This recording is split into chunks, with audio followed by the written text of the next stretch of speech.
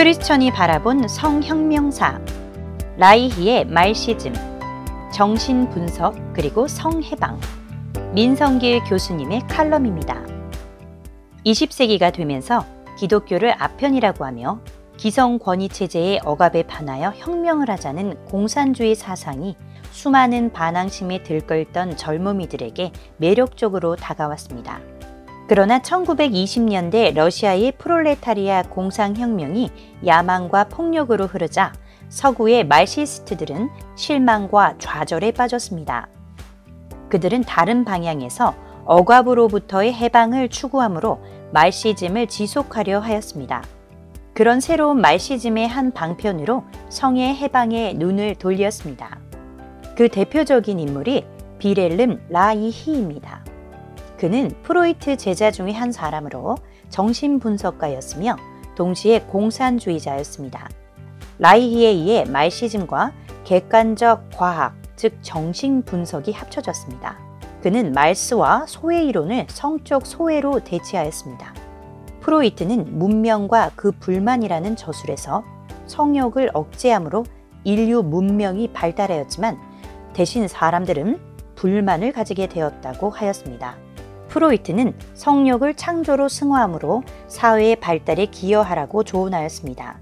그런데 라이히는 성욕을 발산함으로 불만에서 벗어나 행복을 찾자고 주장하였던 것입니다.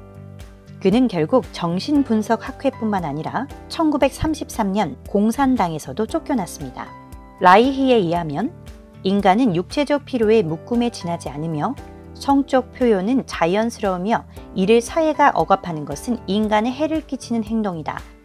그 억압하는 사회란 결국 가족, 국가학교, 교회, 그리고 국가이다. 그는 성적 억압은 인류 역사 6,000년간 문명이 아니라 전쟁, 프롤레타리아의 착취, 종교적 신비주의, 그리고 파시즘 등 전 세계 인간들을 병들게 하였다고 주장하였습니다. 그의 결론은 성은 쾌락을 위한 것으로 절대적인 성의 자유가 필요하다는 것이었습니다. 그는 성적 욕망을 만족시켜라. 그러면 당신은 지상에 낙원을 창조할 것이다 라고 외쳤습니다. 라이히는 프로이트의 리비도 이론을 단순화하며 건강해지고 또한 혁명의 시민으로서 계급사회를 건설하기 위하여 사람들은 동성이든 이성이든 파트너를 바꾸든 주 3회 오르가즘을 가져야 한다는 것이었습니다. 이를 실행하기 위해서는 자녀를 양육하기 위한 의무적 결혼 또는 의무적 가족은 없어져야만 했습니다. 라이히는 어린이들과 젊은이들이 성적으로 활발하며 그러면서도 어떤 권위에도 저항하는 타고난 혁명가들이기 때문에 그들을 가족적 연결로부터 해방시키기 위해 새로운 성교육을 하자고 하였습니다. 예를 들어 금욕의 해로움으로부터 벗어나는 방법으로 자위를 권장하였고 젊은이들의 성적 억압은 의무적 결혼과 가정뿐 아니라 복종적 시민을 만들어내기 때문에 청소년 때 자유로이 성교를 시작하도록 권장하였습니다. 낙태를 법적으로 인정하자고 주장하였습니다. 비정상적 성도 해방하자고 하면서 동성애를 인정하였습니다.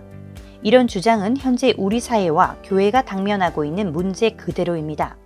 이런 주장은 궁극적으로 말시즘에서 나온 것입니다. 그는 나치스를 피해 북유럽 국가들을 전전하다가 미국으로 건너갔습니다.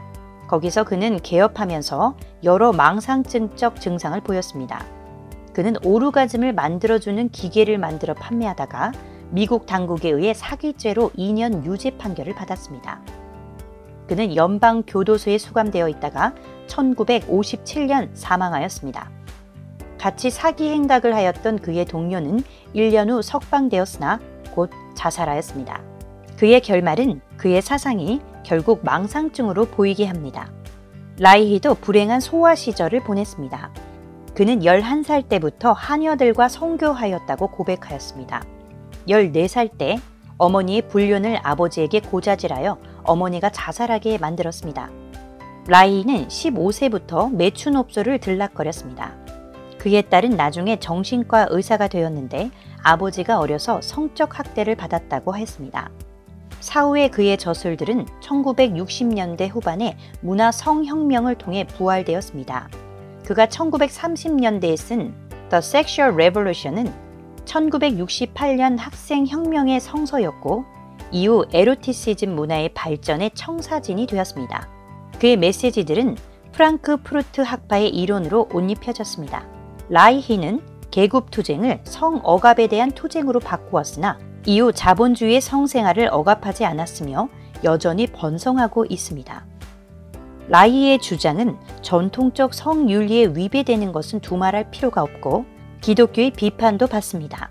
세상 문제 해결을 성기와 오르가즘에서 찾는 것 같은 모양새는 정신분석의 평판을 나쁘게 만든다는 비판도 받습니다. 지금까지 민성길 교수님의 칼럼이었습니다.